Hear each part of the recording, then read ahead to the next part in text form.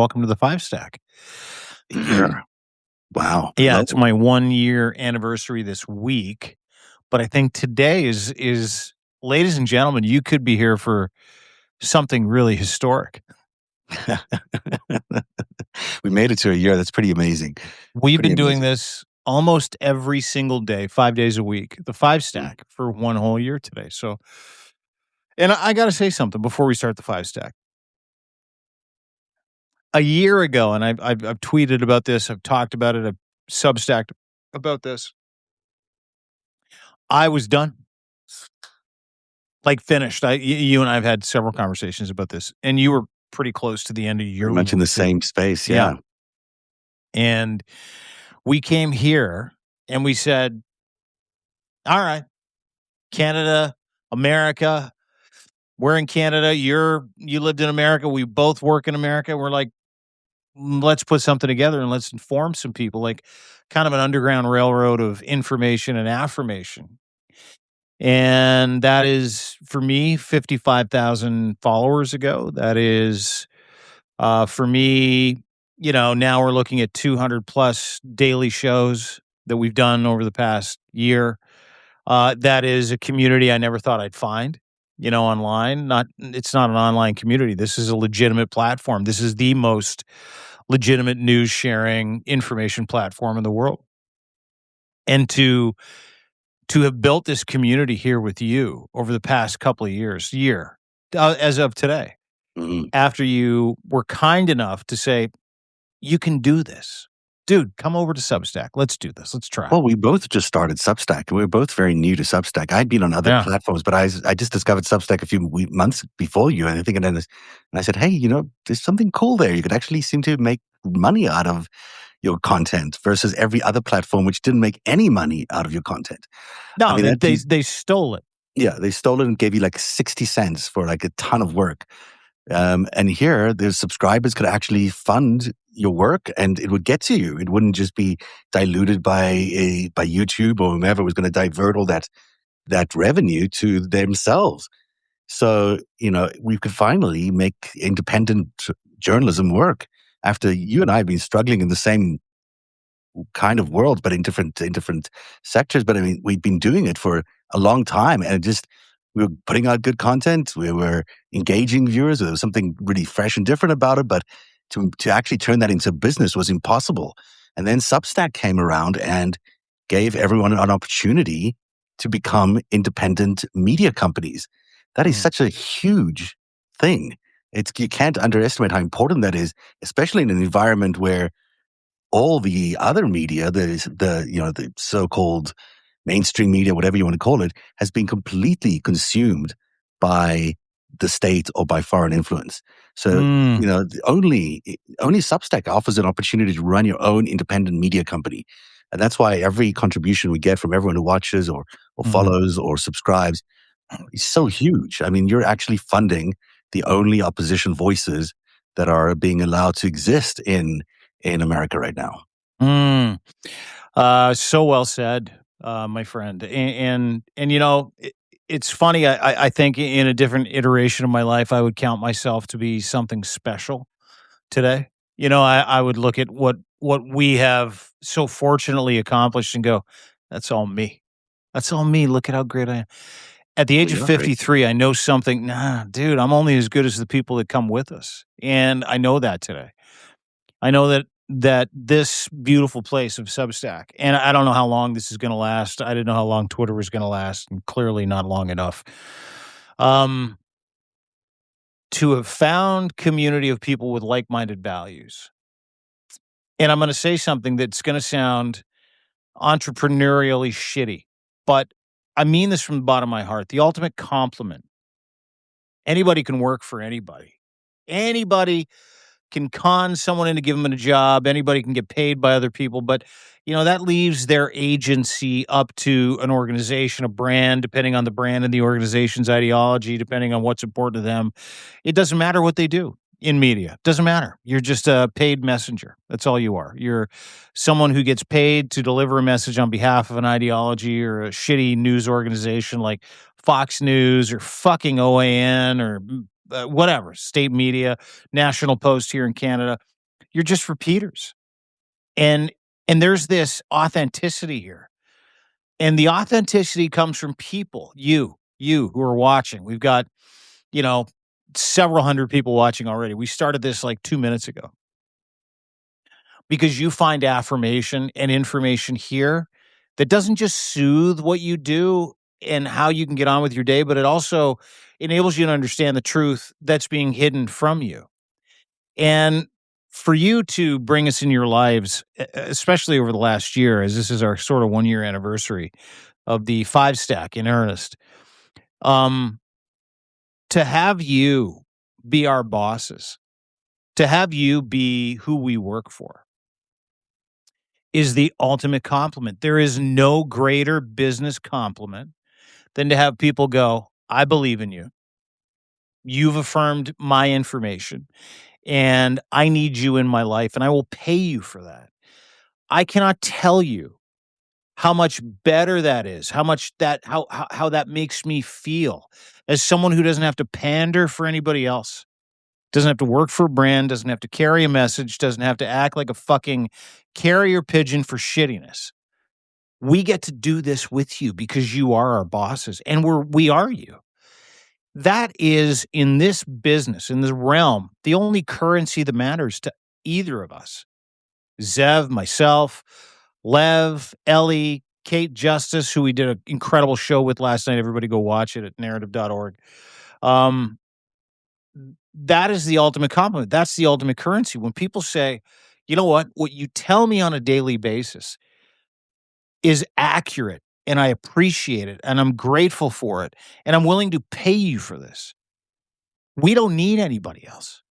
That's the beautiful part of what you and I mean you and I meaning Zev and myself being the royal you and royal I and the royal you being, hundreds of thousands of people. I went through my analytics this week just because I was shocked at some of the stuff that I was seeing. And I'm not a numbers guy. Like, we just continue to do the work and put our best foots in front of ourselves and try to help people understand the world around them a little bit with a real honest approach and an approach to humanity, not for the person, but for the people. Yeah. And we don't take any of it for granted. No. And I watched this week and I was like, my God, I've touched 50 million people through this account, through Substack in one calendar year. 50 million people. That's incredible. We have touched 2.1 million people with this podcast in the last year. And that's because people, I think, and this is the feedback that we get, and you can correct me if I'm wrong. I'm seeing everybody kind of go through, the chats here, like May. Hi, May. Great to see you again. Hi, Courtney. Hi, Stand Up 12. Great to see you. That's because so many of you have said, oh, thank God someone's finally telling the truth. But we're seeing so many other people come out of the woodwork that we've kind of come up with in the last 365 days. Ellie Leonard, like I said, Kate Justice, Lev Parnas, Steve Schmidt, Wajahat Ali, who is a weapon. I love the man. Olga Lautman, and so many others that I'm remiss because I have not been able to name them all. But to find ourselves on this side of the equation, sustainable, to be able to continue to give you the information and the affirmation that you need after 1 year, my God, thank you. Yeah. Thank you very much. Because, we every day, when we all work pretty long hours. This is not like it's easy, even though it might look a little easy, but there's a lot of hours that go into all the stuff. And every second even if I think for a second I'm getting tired or I want to go to bed or whatever, I'm always reminded that you have so much faith in us. You're working hard to earn your dollars and you're giving some of them to us in order to do our work. And I don't want to ever take that for granted. So we work so hard every day to bring you the truth, whether it's the investigations we do or these shows that we do. And just want to thank everybody for doing that. And Dean, as much as we've never met each other in real life, which is kind of stunning. Even though I So I feel think like we live like 3 miles from each other too. I know, but I kind of don't want to. It's kind of a thing now. It's like I like seeing you in a box, but I'm dying to meet you. Of course, we should definitely do something soon. But I also want to say you're great to work with, and people might find it. They might like one of us more than the other. They might at times prefer one of our approaches to the other approaches. But the thing about this show in particular is that we are different but the same, and I love that because I get everything about you is entertaining to me and informative to me and helps me think of new ideas and new avenues. And we sort of, when we get into the zone, it's just effortless. It just sort of happens, and it's really beautiful the way it happens. So thank you for being a great partner for this last year, and look forward to more. Yeah, me too. Thanks for chasing me down, and because you did, and I have to thank you. You were relentless at reminding me of what my purpose should be. That's all, Zev Shalev. I'm here because of that man. No, you're there because No, you it need. is. It is. Makes me emotional thinking about it. Right, like it really does. Is that you didn't leave me alone? You believed in me. You thought that I still had something left. And, when I found purpose in being able to inform Americans about a better way, when I found purpose in Better America, it was because of you, because you said to me, don't quit, and come over to Substack and let's try this. And keep in mind, I was ready to kind of give it up to do a whole bunch of other dumb shit that doesn't matter, right? Business doesn't matter. I can make money. It's not about money. None of this is about money for me. What it is about, for me, it's about access and that access of being with like-minded people and surrounding myself with people. And this is a cool life hack. And I hope everybody kind of tunes into this part.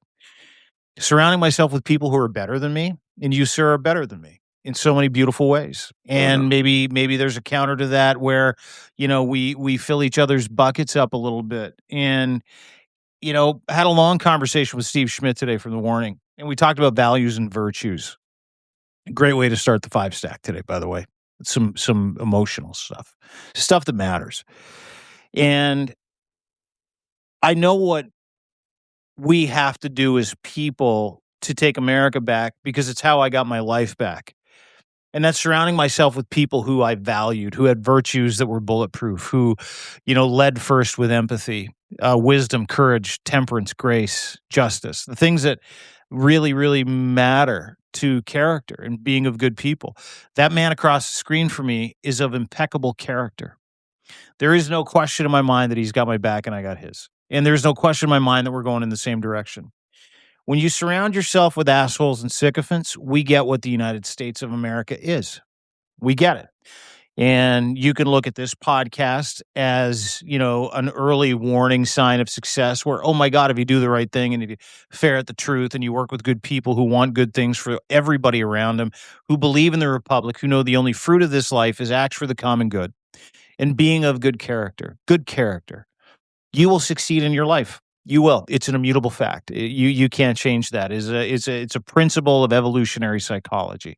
Mm. When you put your faith in terrible people, you will fail. You will fail miserably. When you follow a cult of personality, you will fail miserably. And that's what I didn't understand before I met you, before we started this, is that I was under the impression that a performative society that social media has incentivized us to become was the only way to succeed. It is a lie. It is a categorical, unsustainable lie. So with that in mind, that is why we do the FiveStack, is that we authentically want to bring you the information that affirms your values to tell you you are not crazy, they are, number one. Number two, we also want to help surround you, and we want to surround ourselves with you if you believe in what we do. Because the purposes of this life is to be of good character and act for the common good. That is the only fruit that we have. The only fruit that we have in going forward as a society is how can we help each other, not how can we threaten each other, not how can we scare each other into getting what we want out of other people. It's how do we authentically move forward together? And there are going to be leaders that come forward, and there will be leaders that don't. There will be terrible leadership and good leadership. But the one thing that will always remain true, and this is the truth, and it is immutable for thousands of years, is that if the works of the person match the words of the person, you are in good company. if you're a con man and those two things don't match up, you are going to fail miserably. You might have success for a short period of time. We're seeing it in the Trump administration now, the Trump regime. But I can tell you this, and this is the hope in the start of this conversation, even just to kind of lean into the 1 year that we've had. Zev and I have based our entire existence specifically here with you now today. Both of us are the same age. We're in our early 50s. That's all I'll tell you. I'm 53. I am So too. is Zev. But Middle-aged we've snacks. lived a life long enough, middle-aged snacks, just to be able to say we know what works and we know what doesn't. So we're so grateful that you came with us. And with that, we should probably start the FiveStack. Though, as you were saying this, this expression that I've heard many times in my career, which is take back the power, it just sort of sprung in my mind. And I think the values you talk about, the ideas that you can actually be grounded in something serious and good and valuable, we as an American people, as people around the world, have an ability to harness that and really take back the power from these guys. These guys are jokes, of course. We know that. But we are many more than they are, and we have better values than they are, and we can take back the power because it's ours. And with that, let's begin the countdown at number 5, a deposition that went viral this week. It shows exactly how Doge operates. And it's worse than everyone imagined. Now, I wish I had the clips to play it for you. We couldn't launch our other system, but I'll post them below because it is stunning to watch these Doge bros, I guess is the only way to describe them, under deposition, under oath, describe how they conducted the gutting of America's government by eliminating grants and anything based on DEI and just gutting everything based on these notions. It is also very revealing that they used, it appears, Signal to do all of it. In other words, they used an illegal in the government, because you aren't allowed to use it in the government, encrypted app to basically share information with each other and Elon Musk that included, absolutely taking every bit of funding out of the National Endowments for Humanities, for example, and destroying all sorts of good organizations around the world like USAID. And it all happened in secret in a way that they can't be held accountable for because it's all done on Signal, which was not government approved. So starting, with Elon Musk all the way down was a secret initiative that basically gutted all of America's things. And then on top of that, there is this exchange, which if you haven't seen it, you should check it out online and I'll post it below, where they describe DEI and they describe DEI completely wrong. I mean, they just don't get a sense of what it's all about. And then as they're going through the list of all the things that they had to remove, like LGBTQ and black and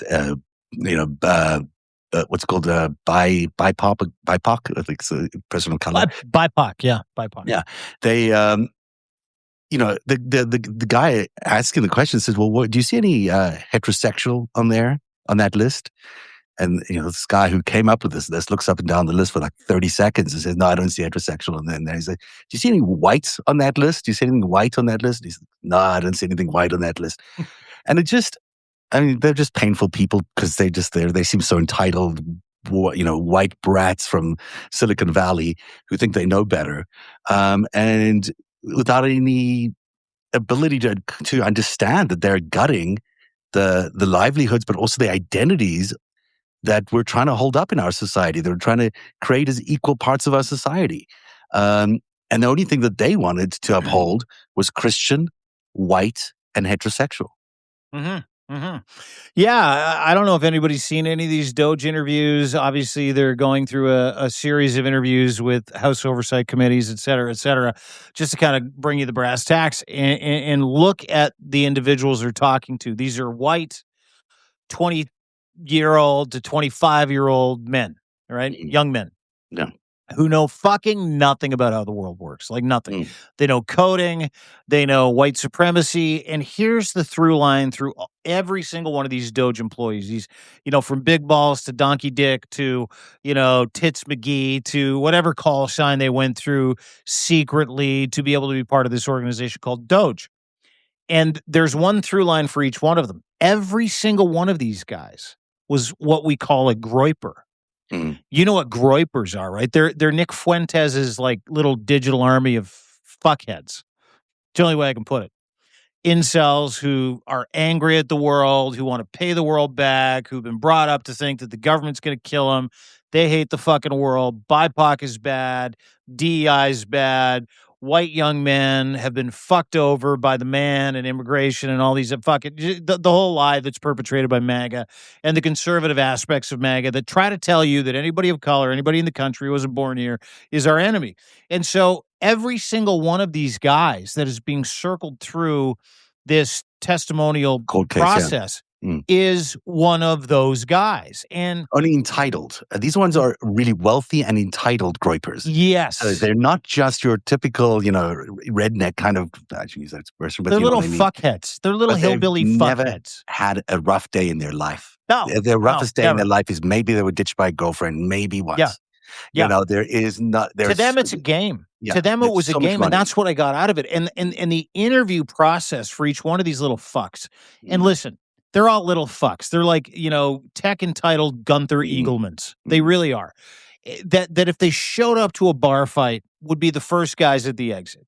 If they showed up and came to Canada and something happened, they'd be the first people running as fast as they can out of that room because they do not understand what the real world fucking looks like, to your point. They've always had people around them to protect them, and that is exactly what Doge was. It's, we're going to give you an executive order, and that's one of the things they kept coming back to each one of these little fucking loser twerp incels that was like, well, the executive order said DEI, and it labeled all these things, and so we just kind of kept applying it to all those things.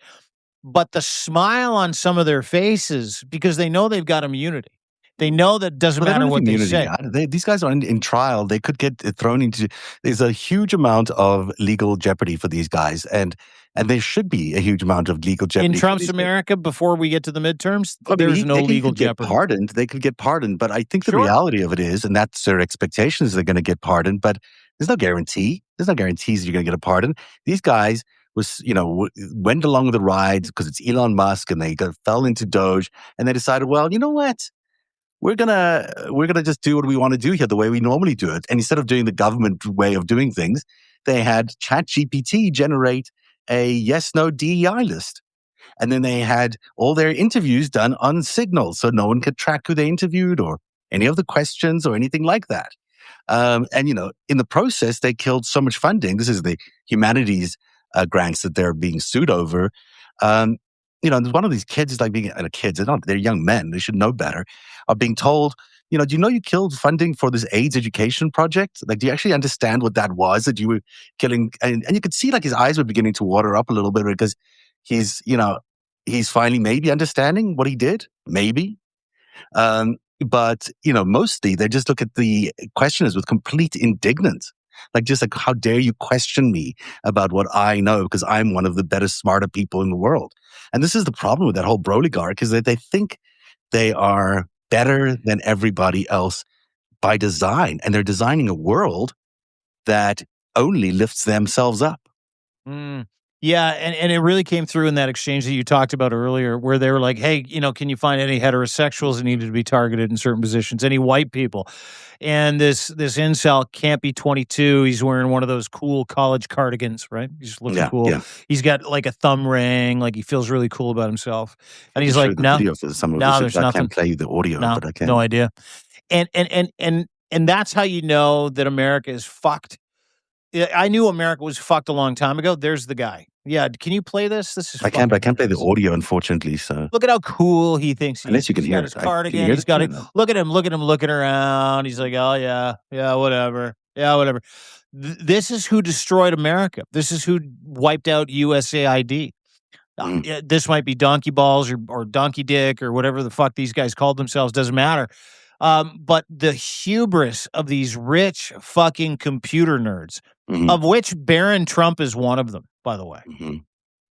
The president's son. He is a carbon copy version of these fucking losers who would get their asses handed to them in any Tim Hortons parking lot if they looked at a guy the wrong way. Like, with that look, yeah, look at me. I'm fucking, you can't do anything to me. My parents are fucking multimillionaires. We're connected to the Trump regime. Go fuck yourself. And that's the hubris that these guys carried in each one of these interviews. And in these interviews, there were very few, and I've only, keep in mind, I've seen select clips. There are very few people that were interviewed who had the response that you talked about earlier, which is, oh, I had no idea.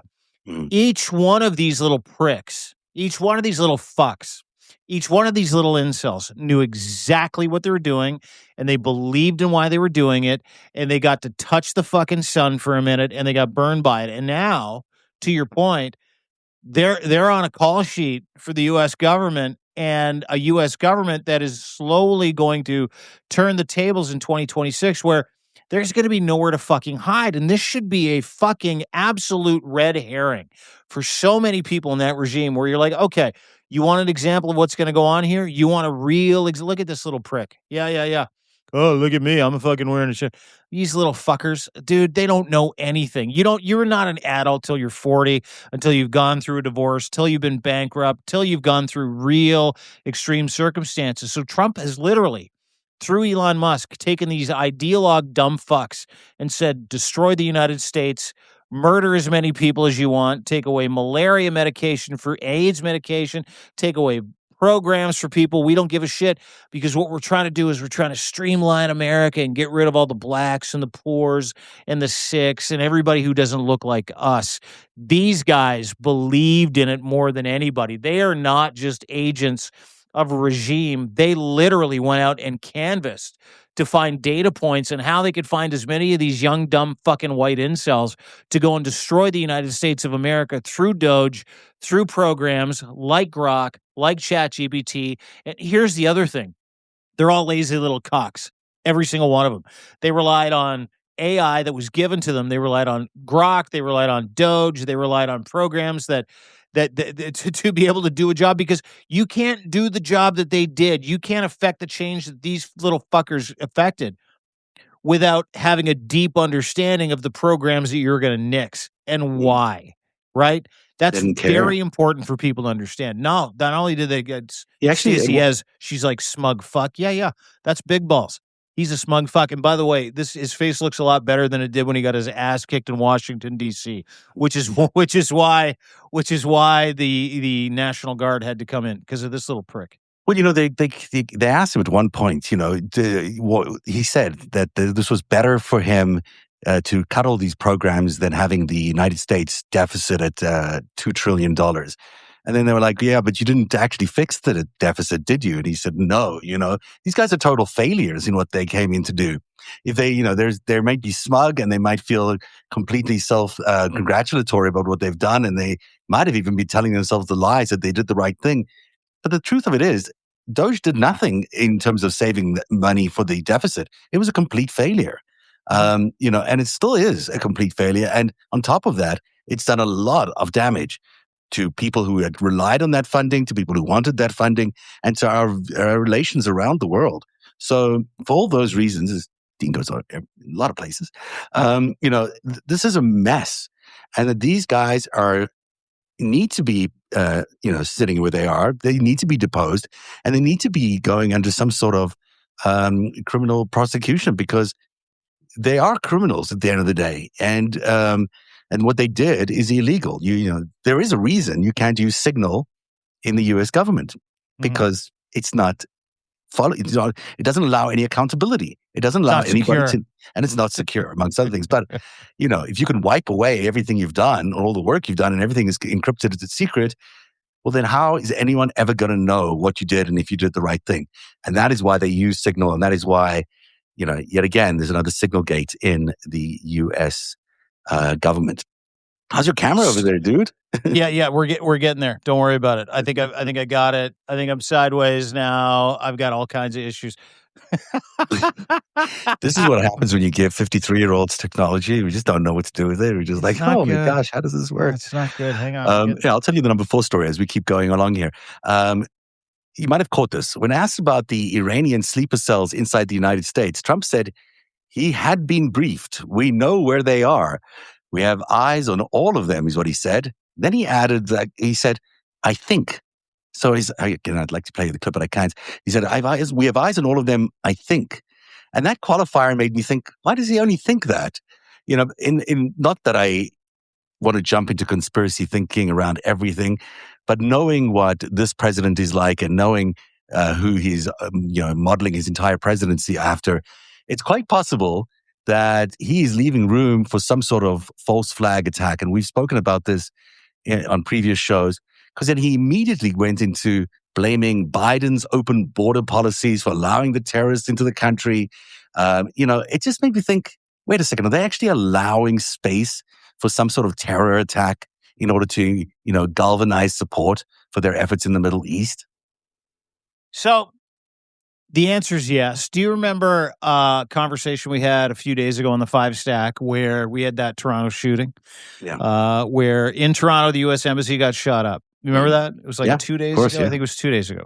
So the day before that, you and I are on a FiveStack podcast, sitting here having a shooting the shit. We're talking about false flag events and how the United States of America was desperately trying, and I have memos to this extent. I've had conversations with people in law enforcement here in this country that were in receipt of some information that said, we talked about this. I said, expect a false flag event. Mm-hmm. Expect a false flag event in Canada where U.S. interests will be targeted by an unknown Iranian sleeper cell here in Canada. And yes, we have sleeper cells in Canada, but we also have sleeper cells, in fact, 20 times as many in the United States and across the planet. And I said, well, keep in mind, be prepared for a false flag event where someone says, hey, look at that, America, we're being attacked in Canada. Now we're afraid of that coming down to the United States. If they're going after us in Canada, we need to prepare and we need to go into Canada and we need to leverage them somehow or do something to Canada as a pretext because he's been after Canada for a long time. Well, it fucking happened the next day.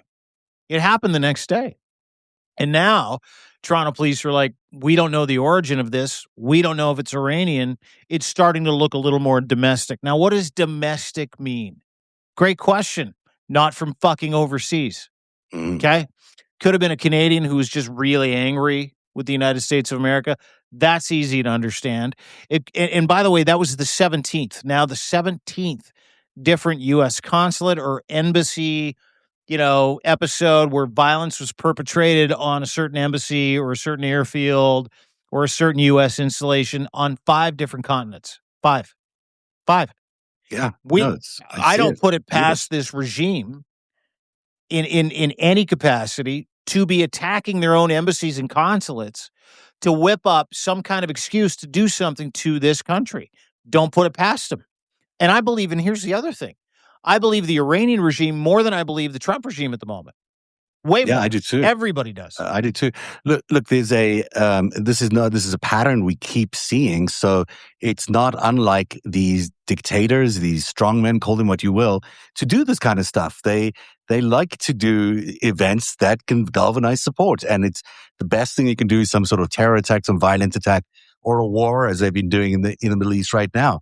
And you look at Vladimir Putin and how he was able to solidify power in Russia through terror attacks against his own people, coordinated by the FSB. And you've got to believe that when push comes to shove, this administration is going to look at all their options. Totally. And if the voting pool, the booth is not an option, and if war is not an option anymore, they'll start going down the line. And when you hear the president blaming Biden, preemptively blaming Biden for what will be a future terrorist attack, that to me is just, it may be that he is actually thinking that, but it's more likely he's sort of wetting the ground for people so they can understand when it happens that it's Biden's fault. That, it's Biden who did it. That's Biden who let these terrorists in, not his war in Iran that caused it. It was Biden's fault. And that is what I think they're building towards. Now, the good thing about narratives like that is you can do shows like this and preemptively disprove them as well.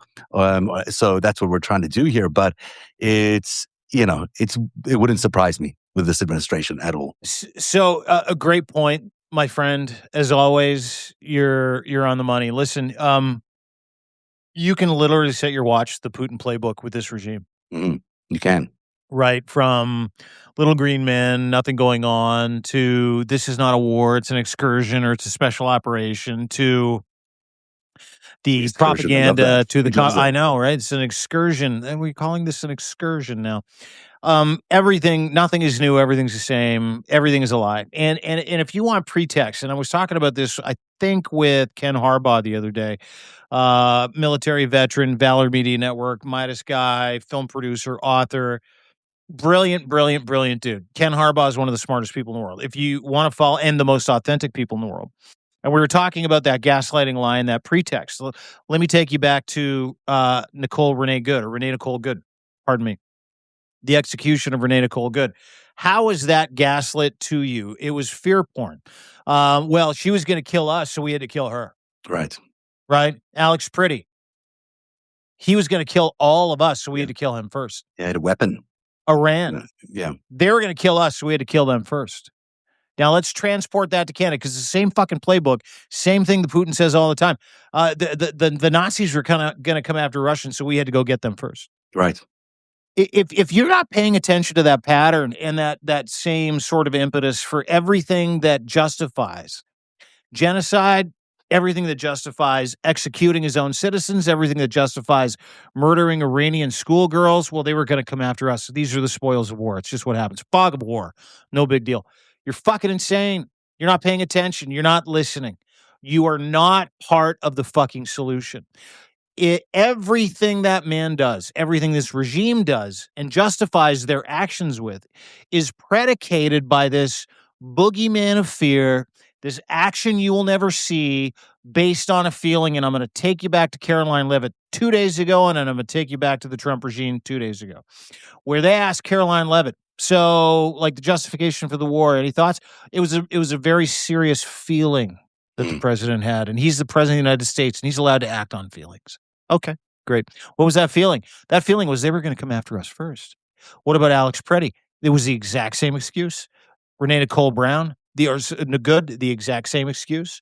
Same thing with every country that he's invaded. Well, fucking Venezuela, they were going to kill us all with a whole bunch of fentanyl. They were going to kill us all. We had to take Maduro out. Same fucking excuse. It's the same playbook, and it happens every time. Every single time they tell you of impending fear. Every time they tell you that they're protecting you from certain death, it's a lie. It's a lie. Actually, it wasn't a feeling that he had. He had advice given to him by Jared Kushner. But that was Jared Kushner's feeling, too. I know, who was fed Russian disinformation. And this is what gets really interesting. This is our number 3 story in the countdown today. So I didn't realize this because I might have missed this in the news, but Jared Kushner actually works for the administration. He now has an official title called the Special Envoy for Peace. That's the same title that Steve Witkoff has. So he's on the same level as Witkoff in the Trump regime again. Who knew he was back there? I didn't know he was back there, but he was announced apparently February the 19th. Maybe other people knew. I might have missed it in Quietly the news. announced, by the way. So this is the most conflicted man in the history of the U.S. presidency. I mean, there is no single person who has made more money off the U.S. presidency than Jared Kushner. He's made billions and billions of dollars, not even that secretly, from all sorts of people, including the Saudi government and various others. And so the fact that he's now back in the government is astonishing. The fact that 9 days after he became the envoy for peace, he only gave it 9 days of in that job before they launched this war. So he just did it for 9 days and then thought, I give up. Wait, are you saying Trump's serious. 2 envoys for peace with deep ties to Saudi Arabia and Russia helped start a war? Is that what you're saying? Yeah, I'm saying that they did start a war because they basically gave it 9 days on the job. Like if I gave anything 9 days on the job and they say, let's just attack them. But of course, in his case, it's very different because he's got so much money that's been poured into him and these affinity partners that he has. That crew, the lobbying group in Washington, D.C., sent a letter this week demanding that Kushner file his financial disclosure legally required within 30 days of that appointment. So that's 7 days away. Will he do it? I don't think he's going to do it because he can't, because he's so conflicted. But he has, under penalty of law, a deadline to meet, and that'll be next week. So we'll see if he actually does that. And good for Crew for calling him out. But this is astonishing that a government that is already owned by the Saudis, the Israelis, and whomever else, Russians, obviously, is now also hiring Jared Kushner back into the fold. Well, If you're an envoy for peace and you are announced as such, and if you sign papers with the United States government to be an official peace envoy, UN envoy, Angelina Jolie's a UN envoy. Guess what you get? Guess what you get? I don't know. Immunity. Well, he gets immunity for the decisions, yes. He gets cover now because now he's not a private citizen being conflicted and getting bribed and You got doing it. things for the Saudis. And that's why they needed to do it before they went to war. So the war starts on the 28th of February, and the 19th, he has to become an employee of the government in order to do the illegal acts that he's about to do without having, to land up in jail, because Jared Kushner does not want to go to jail. That's for sure. You're absolutely right. That's, I think, the architecture of all of this, and that's, I think, why it's appalling that there's not more noise around this. I mean, these guys that need to have resigned. They need to be fired. They gave the president faulty intelligence. They gave him all sorts of terrible things. Fuck fired. Fuck resigned. Yeah. These guys need to be dragged into the fucking town square and executed for what they're doing.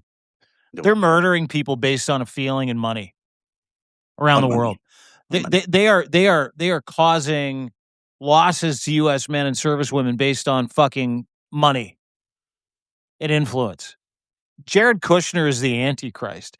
He's that fucking guy. I don't know if anybody's seen Lord of the Rings. I can't remember the name of the king of the horse people, Rohan, Riders of Rohan. Had this like fucking magic asshole in his ear all the time that poisoned his mind, made terrible decisions. He's the weasel. He's the fucking worm. Jared Kushner might be, and by the way, from one of the worst families in the histories of the United States. And let me just point out what his dad does. Charles Kushner, who is now, strangely enough, he is the ambassador to France on behalf of the United States. And where did he come before that? Well, he came from jail. Why was he in fucking jail? Let me explain this. It's a great story before Trump pardoned him. Why did he pardon him? Because he's got billions. He needed him to be an envoy to the to France. And by the way, he's been banned from meeting with any politicians in France. Like he's a eunuch in France. He's just living in the ambassador's residence going, I don't know. But Charles Kushner, Jared's dad, okay? You want a lineage of shit? Here you go.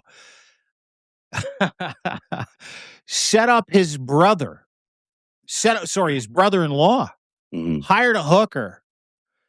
Got the hooker to seduce his brother-in-law because his brother-in-law he thought was going to fuck him on a real estate deal. So what he did was he hired a hooker, put a camera in the room, and then took that fucking video and tried to bribe him with it and was supposed to be in jail today. He's supposed to be in jail for what he did. Yeah. He's supposed to be in jail. His own fucking family. It's the most that guy is story. A fucking very important asset to Donald Trump right now. And listen, Jared Kushner is the most entitled asshole in the entire world. I mean, those guys we showed you at the beginning of the show, those Doge dweebs, those Doge bros? That is Jared Kushner. That's the cast. Absolutely does not give a shit about anybody or anything except his ability to make money and his superiority or feeling of superiority above everyone. He's a terrible businessman. He's done a terrible job. If he wasn't so beholden to the Russians to support him, there's no ways his businesses would have survived. I mean, he's just a terrible businessman. There's no doubt about it. He took huge payments from Apollo, Leon Black's firm, while he was in the White House, which is believed to have been a bribe. I mean, there's no other way to describe what he took.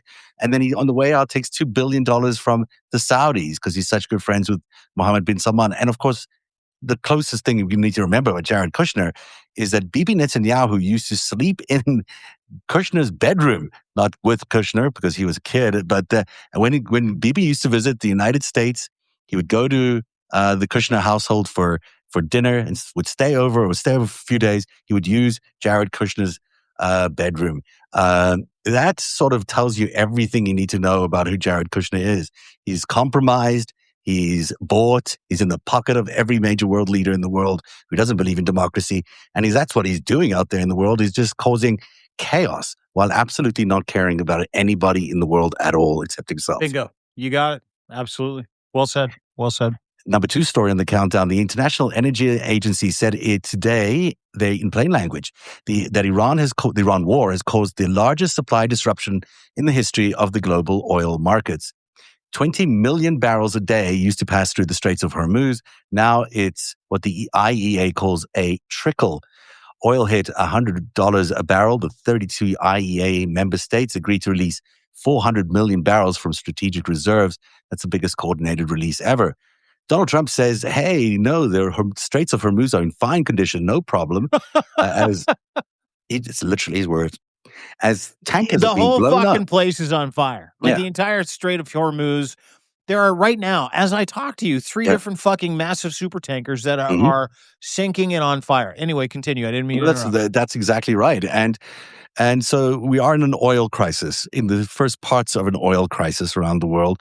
And it doesn't look like it's going to be resolved anytime soon because the new leader, and this will be our number one story as well, of the Iranians, has put out a statement today for the first time. And he is very clear about the fact that he has no intention of opening up the Straits of Hormuz. Now, that is incredible, considering the president stood up in front of a crowd in Kentucky yesterday and declared that we have won. We won everything in Iran. It's all done. We won spectacularly. No one's ever seen anything like it, dude. It doesn't look like winning to me. It's not. I mean, the new supreme leader of Iran, and I fucking hate religious dictatorships. I really do. That's why I hate Donald Trump. That's why I hate the IGRC. I hate any regime that forces its people to live according to one ideology, that forces people through violence into submission. I fucking hate. So no love lost for the Khamenei.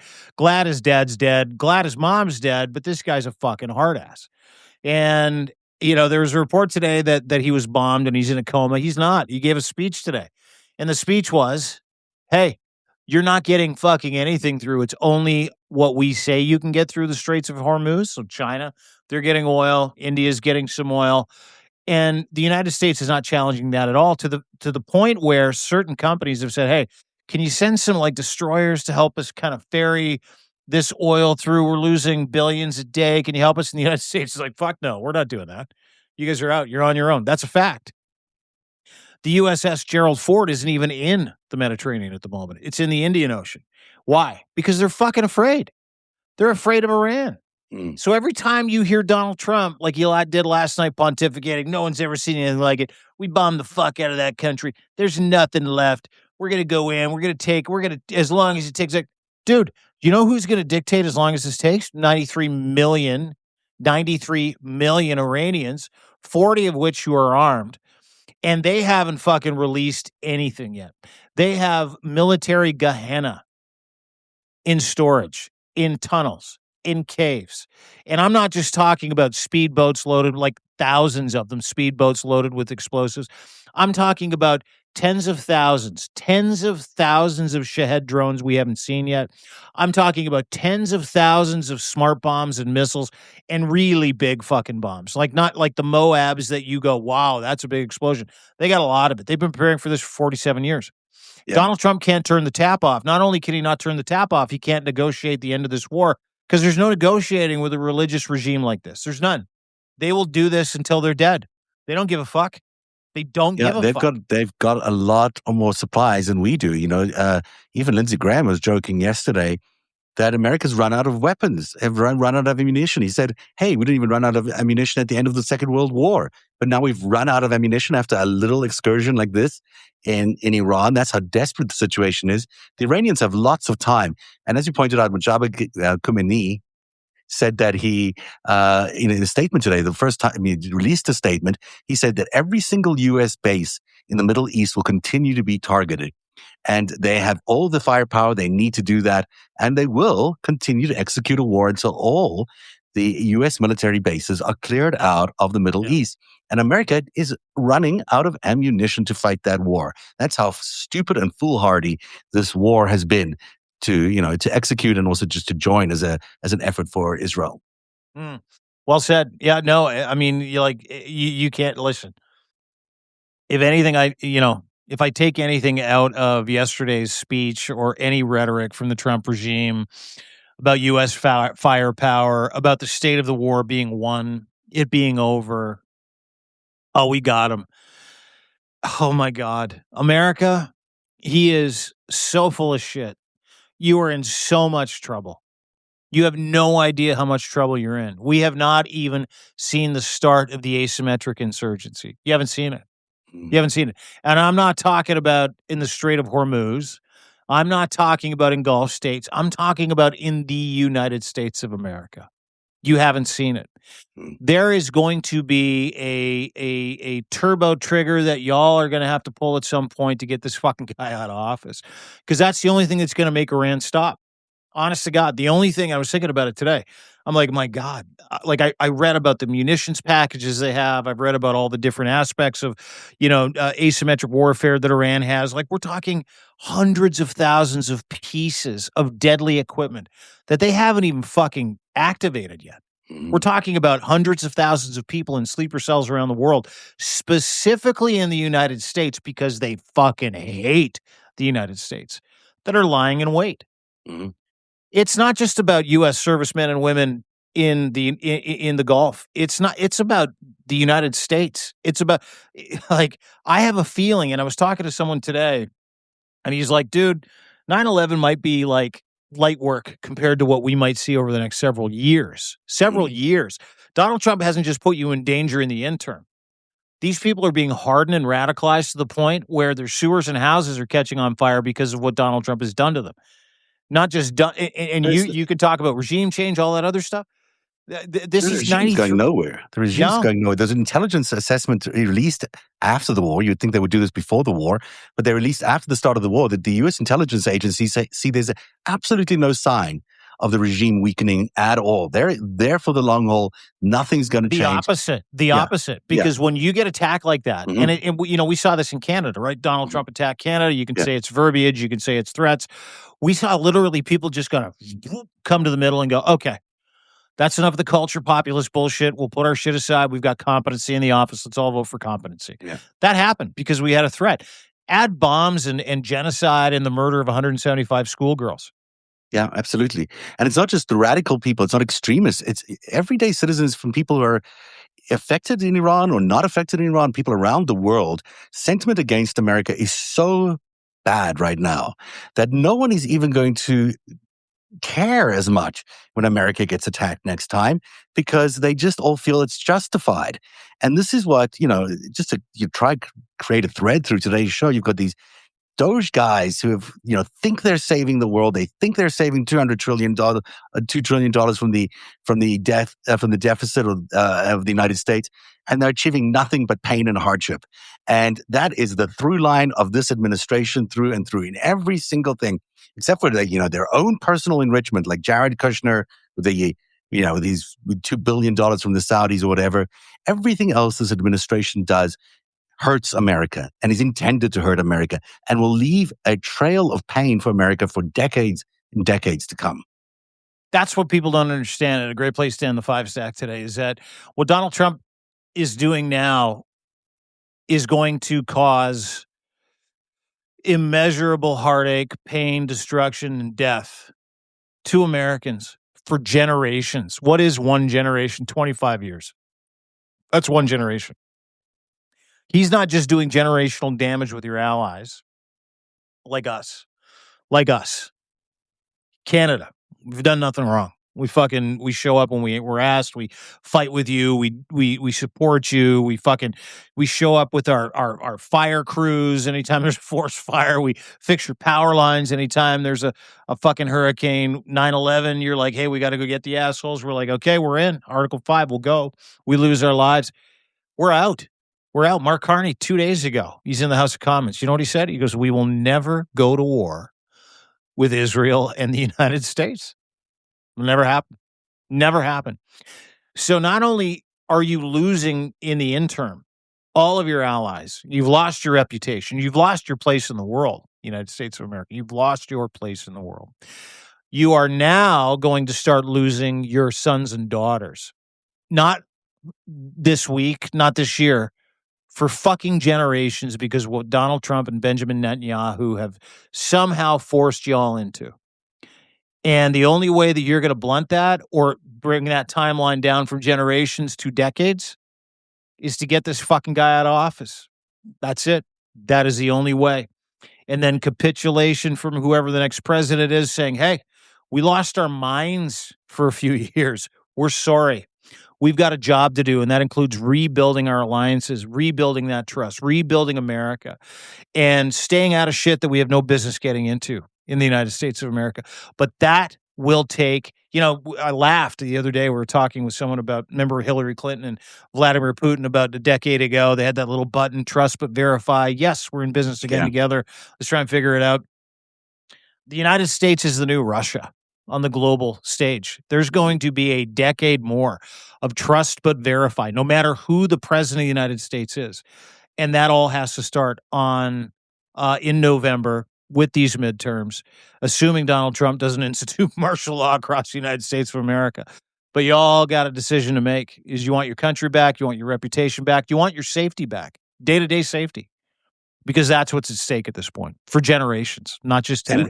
And the way we started the show is all about, the power of grounded values and the power of truth. And, there is something else you can do on the way to those voting polls, voting booths on November is to really make sure that you're spreading the truth to everybody, that those people out there who are either deluded or indifferent, there's a whole lot of indifferent people who think, oh, well, this will just pass over. This will resolve itself somehow.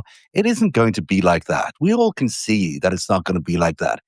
And people need to start facing the truth and be faced with the truth. So no matter where you are, no matter who you're talking to in whether it's in your offices, or no one likes to talk politics in their office, but these kinds of messages need to be put out there. People have to learn to understand what this president is doing, understand the giant scheme that he and the Russian president and the Chinese president and the Israeli prime minister are all engaged in to try and do to America. And we need to understand, so everybody's clear when we get to November, that all the disinformation that they're going to pour into the battleground, we are clear about what the truth really is, and we are standing for the truth and America's real values, and Americans really are great people. I mean, we know that at their core, there's an incredible, powerful people who can take back this power, because this is the power that was written into the Constitution. This is the power that was written into the by the founders. This is what is enshrined in your legacy, America. If you give it up now, you deserve to lose. But I don't think anyone's giving it up. I think the American people are strong. They're powerful. They know what they've got to do, and they've got to stand up to this president all the way into November and speak the truth to power all the way through till then. My dad used to say something, and I think it's important. And Schmidt and I, Steve Schmidt, The Warning, everybody should follow him, talked about this today. Be careful what you ask for, because you just might get it, right? Be careful what you ask for. America asked for this. You did. Most of you did. I think so. You can get into the conspiracy theories about whether or not they won and whether or not they won legitimately. And I'm not willing to do that because we don't have data points on that. We have some information from either side of the aisle. But, Trump won. America chose that in 2016. Trump 2, technically America chose that. Now, this is the buyer's remorse portion of what you chose, where you're like, got over my skis here. I don't think I can afford this anymore. You don't have a choice. You got 3 more years. So what do you do in the interim? To your point, you get busy having a fucking change of heart, eating some shit and saying, yeah, we got to get this guy to office. My bad. I was thinking with my pocketbook. I was thinking with my ideology. I was thinking this way because my church told me, or the ideology that I follow chose me, or, there was this deal I was involved in and I had to vote, for MAGA. Otherwise I wouldn't get involved in this deal. That's how they predicate this thing. This is a cult. This is a cult. You got a chance to get rid of this cult in 2026, and I suggest you do so. Absolutely. Dean Blundell from deanblundell.substack.com. A great, great news website. Everyone should check it out. There's lots of good stuff there today, although I haven't really visited completely. So you can tell me what should everyone be checking out on Dean Blundell today? I got to tell you, I kind of forgot what I did this morning. That's true. It's been that kind of morning. A great conversation with Steve Schmidt. Oh, yeah. I'm going to put that up a little later on. Listen, I had an incredible conversation with my friend Steve Schmidt for The Warning, former White House, Bush senior advisor for the White House, former John McCain campaign manager, and former Schwarzenegger campaign manager. This guy's won at every level.